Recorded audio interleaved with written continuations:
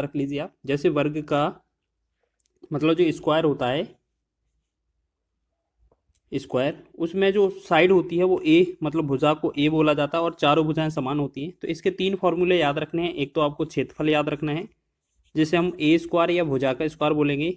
उसके बाद पेरीमीटर जिसे हम परिमाप कहेंगे, परिमाप याद रखना है तो 4a हो जाएगा। और एक डायगोनल होता है विकर्ण, विकर्ण की बात करेंगे तो √2 और a इंटू में रहेगा साथ में, ठीक है। तो ये डायगोनल यहाँ पर बीच में होता है, ठीक है, किसी भी तरीके से बन सकता है। तो ये तीन आपने फॉर्मूले लिख लेना है, ठीक है, आप लिख लीजिए। चलिए अब बढ़ते हैं इसी के तरीके से, बहुत ही आसान तरीके से। एक वर्ग के विकर्ण की लंबाई, देखिएगा पूरी क्षेत्रमिति में क्या होता है, जो क्वेश्चन में दिया होता है वही फॉर्मूला लगा देते हैं। क्वेश्चन में क्या लिखा है, देखो वर्ग के विकर्ण की लंबाई 18 सेंटीमीटर है, तो वर्ग का परिमाप ज्ञात कीजिए। देखिए विकर्ण की लंबाई है तो विकर्ण का फॉर्मूला क्या होता है, √2a बराबर कितना दिया है, 18, ठीक है। और अगर हम a का वैल्यू निकालेंगे तो ये 18/√2 हो जाएगा, बटा में पहुंच जाएगा। इसे फिर परमीकरण कर देना है, √2 से गुणा कर देना है। तो a का जो वैल्यू आएगा कितना आ जाएगा, 18 गुणे में √2 बटा में √2 दो बार गुणा होगा तो ये 2 बनेगा, 2 एकम 2, 2 से 2 9 18, यानी कि a का जो वैल्यू बना हमारा 9√2 बन गया। अब हमसे परिमाप पूछा था, देखिएगा परिमाप में क्या पूछा है, वर्ग का परिमाप कितना होगा सेंटीमीटर में। तो परिमाप क्या होता है, 4 इंटू ए होता है, तो मतलब 4 का गुणा करना है हमें बस 9√2 में, तो 4 9 36 हो जाएगा, 36√2 इसका राइट आंसर बन जाएगा। तो ऑप्शन नंबर आपका डी इसका सही है।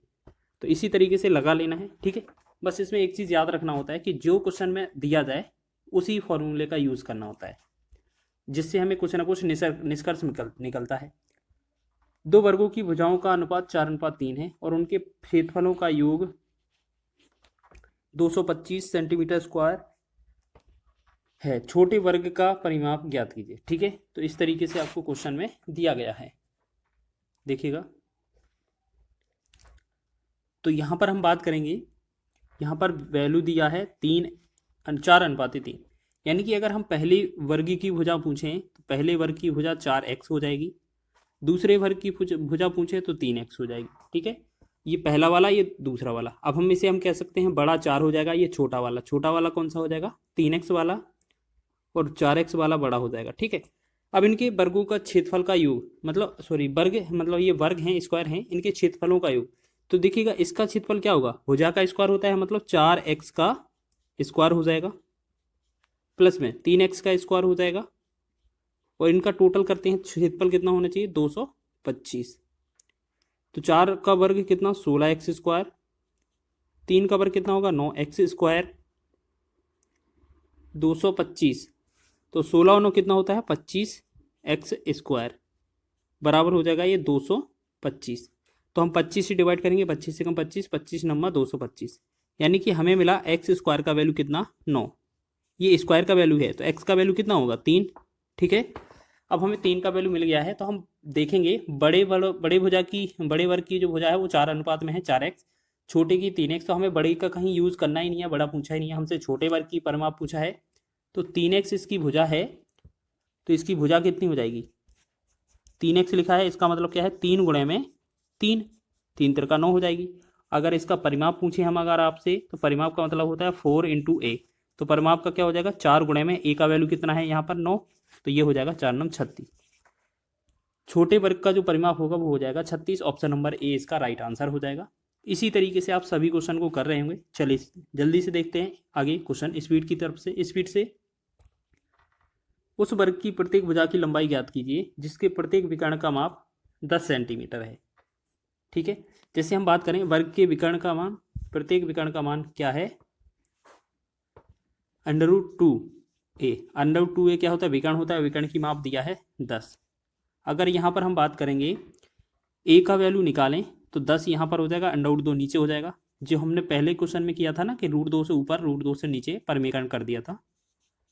परमीकरण में क्या है, गुणा किया जाता है, तो 10√2 ऊपर हो जाएगा, बटा में 2 √2 एक बार 2 बनेगा, 2 एकम 2, 2 पंचे 10। तो हमने देखा यहाँ पर a का वैल्यू कितना आ रहा है, 5√2। हमसे पूछा क्या है, प्रत्येक वर्ग की भुजा की लंबाई, तो यही तो हमसे पूछा था, बस यही भुजा की लंबाई पूछी थी, तो यह हमारा आंसर हो गया, ठीक है। तो ये आपके एनटीपीसी के एग्जाम में इस तरीके के प्रश्न बने थे। नेक्स्ट क्वेश्चन देखिए, दो वर्गों के क्षेत्रफलों का अनुपात 16:9 है, तो उनके परिमापों का क्रमशः अनुपात कितना होगा। देखिएगा यहाँ पर ये क्या है, आपका 16:9 दिया है, इसका मतलब 16:9 दिया है। और ये क्या है, ए स्क्वायर के बराबर है, आपको पता है, और ये भी ए स्क्वायर के बराबर है। मतलब पहला वाला पहले A1 का स्क्वायर, ये वाला A2 का स्क्वायर हो जाएगा। ठीक, तो हमने देखा अगर इनकी ये क्या है, वर्ग हैं, अगर इनका भुजा का वर्गमूल निकाला जाए, अगर इनका वर्गमूल निकाला जाए तो हम यहाँ पर A1 बराबर बटा में A2 अगर पूछें तो पहले और दूसरे दोनों का वर्गमूल निकालेंगे तो ऊपर 4 आ जाएगा, नीचे हमारा 3 हो जाएगा। तो ये हमारा भुजाओं में अनुपात हो जाएगा। ठीक है, अब हमें क्या चाहिए, हमें परिमाप में अंतर चाहिए। अगर ए हमारा ये है, अब परिमाप क्या होता है, 4 गुणे भुजा, इसका 4 गुणे में A1 करेंगे, इसका 4 गुणे में A2 करेंगे। तो मतलब क्या है, पहले वाले में 4 का गुणा करेंगे, 4 चौके 16, और नीचे वाले में 4 का गुणा करेंगे तो ये हो जाएगा 4 तिया 12। फिर 4 से डिवाइड कर सकते हैं, या फिर आप ऐसे समझ लीजिए कि 4 से 4 इसमें कट ही जाएगा, तो A1 बटा A2 का जो अनुपात होगा वही इनके परिमाप का अनुपात होगा, यानी कि 4/3 ही रहेगा। तो हमारा आंसर क्या होगा, ऑप्शन नंबर ए। ठीक है, जो उनकी भुजाओं में अनुपात है वही उनके परिमापों में अनुपात होगा। ठीक है, ऑप्शन नंबर ए इसका राइट हो जाएगा। नेक्स्ट क्वेश्चन देखिएगा, इसमें सभी क्वेश्चन वर्ग से रिलेटेड करने वाले हैं। एक वर्ग का क्षेत्रफल 289 सेंटीमीटर स्क्वायर है, इसके विकर्ण की लंबाई क्या है। देखिए वर्ग का क्षेत्रफल क्या होता है, ए स्क्वायर, और इसका जो वैल्यू है 289 दिया हुआ है। अगर हम भुजा निकालेंगे, इसका वर्गमूल कितना आ जाएगा, 17, यानी कि वर्ग का जो भुजा है वो 17 आ गई। हमसे विकर्ण की लंबाई पूछा है, तो विकर्ण क्या होता है, विकर्ण का फॉर्मूला हमने आपको बताया था ना, 3 फॉर्मूले। विकर्ण का फॉर्मूला होता है √2a, यानी कि √2 का ये गुणा करना है हमें 17 में बस। तो इसका जो आएगा 17 √2 बनने का हमारा राइट आंसर। तो ऑप्शन नंबर सी इसका सही हो जाएगा। ठीक है, इसी तरीके से आपको बनाना है, बहुत ही आसान तरीके से ये क्वेश्चन बनते हैं। सभी क्वेश्चन महत्वपूर्ण है आपके एग्जाम की दृष्टि से, प्रीवियस ईयर एग्जाम में पूछे हैं। यहाँ पर लिखा है, एक कमरे के फर्श की लंबाई 3 मीटर और चौड़ाई 1 मीटर 50 सेंटीमीटर है। इसे फर्श पर लगाए जा सकने वाले अधिकतम संभव आकार के वर्गाकार पत्थरों की संख्या ज्ञात कीजिए।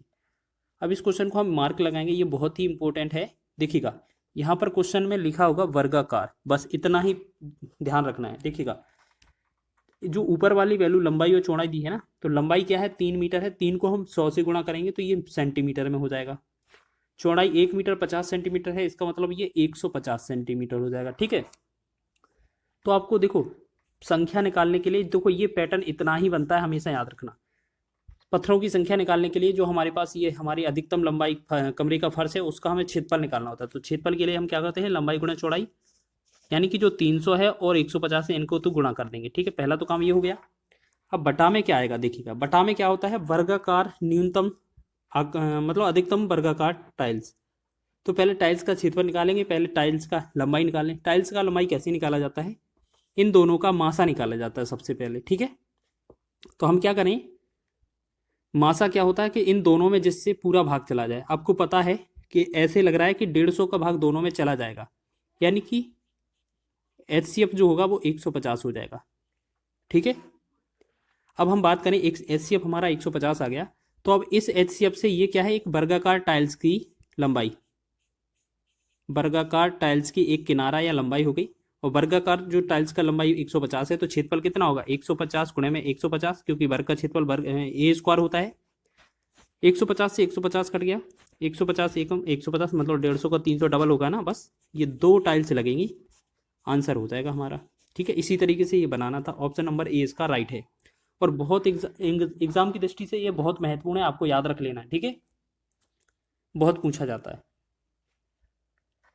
नेक्स्ट क्वेश्चन की बात करें, देखो यदि एक वर्ग के विकर्ण की लंबाई 20 सेंटीमीटर है तो इसका परिमाप क्या होगा। ठीक है, बहुत ही आसान है, आप सीधा देखें विकर्ण की लंबाई क्या होती है, 2a मतलब √2a बराबर 20 दिया है। तो हमसे क्या है, a का वैल्यू पूछा है, तो 20 बटा में √2 हो जाएगा। और जब इसे परिमीकरण करेंगे तो √2 का ऊपर √2 का नीचे गुणा करेंगे, तो a बराबर क्या होगा, 20 √2 बटा में नीचे क्या बनेगा, 2, 2 से काटेंगे 10, तो हमारी भुजा क्या बन जाएगी, 10 √2। ठीक है, और अगर इसका परिमाप निकालना है आपको, तो परिमाप में क्या करना होता है, 4a होता है ना फॉर्मूला, मतलब 4 का गुणा करना है हमें बस। ये 49 नहीं है, याद रखना। ठीक है, नहीं तो आप समझे कि 49 है ये। 4a है, मतलब 4 गुणे में 10 रूट 2, तो ये बनेगा 10 चौके 40 रूट 2। तो 40 रूट 2 कौन सा है हमारा?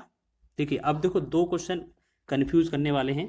क्वेश्चन में देखिएगा हमारे पास क्वेश्चन में सेंटीमीटर लिखा है, तो हमारा आंसर सेंटीमीटर में होगा, क्योंकि दो ऑप्शन सेम थे ना, तो सेंटीमीटर वाला आंसर ही सही होगा। ऑप्शन नंबर ए इसका राइट है। तो ये आपका बेहतरीन क्वेश्चन था आपका एग्जाम की दृष्टि से। चलिए एक क्वेश्चन और देखते हैं। यहाँ पर लिखा है 8 सेंटीमीटर त्रिज्या वाले एक वृत्त के अंतर्गत इसकी परिधि को स्पर्श करते हुए बनाए गए एक वर्ग का क्षेत्रफल ज्ञात कीजिए। जैसे मान लेते हैं यहाँ पर क्या है, एक सर्कल है हमारे पास इस तरीके से, और यहाँ पर क्या है, एक वर्ग बनाया गया है इस तरीके से, ठीक है, इस तरीके से वर्ग बनाया गया है। बोला गया है कि जो त्रिज्या है वो यहाँ से लेकर यहाँ तक कितना है, 8 सेंटीमीटर है। अगर हम इसका व्यास पूछे तो 8 इधर होगा, यानी कि ये टोटल 8 हो जाए, टोटल कितना 16 हो जाएगी। तो जो वृत्त की व्यास है 16, वो वर्ग के विकर्ण के बराबर है। तो वर्ग का विकर्ण क्या होता है, √2a बराबर इसकी जो वैल्यू है वो कितनी आई, 16। तो a का वैल्यू कितना आएगा, 16 बटा में √2, और जब भी √2 आएगा तो इसका परिमीकरण कर देंगे। तो हम क्या करेंगे, a का वैल्यू निकालेंगे दोबारा, इसमें a बराबर 16 √2 बटा में 2 नीचे आ जाएगा, √2 गुणा होकर 2 एकम 2, 2 8 16। तो भुजा का वैल्यू आया 8 √2। हमसे पूछा क्या था, वर्ग का क्षेत्रफल ज्ञात कीजिए। वर्ग का क्षेत्रफल क्या हो जाएगा, वर्ग का क्षेत्रफल होता है भुजा स्क्वायर।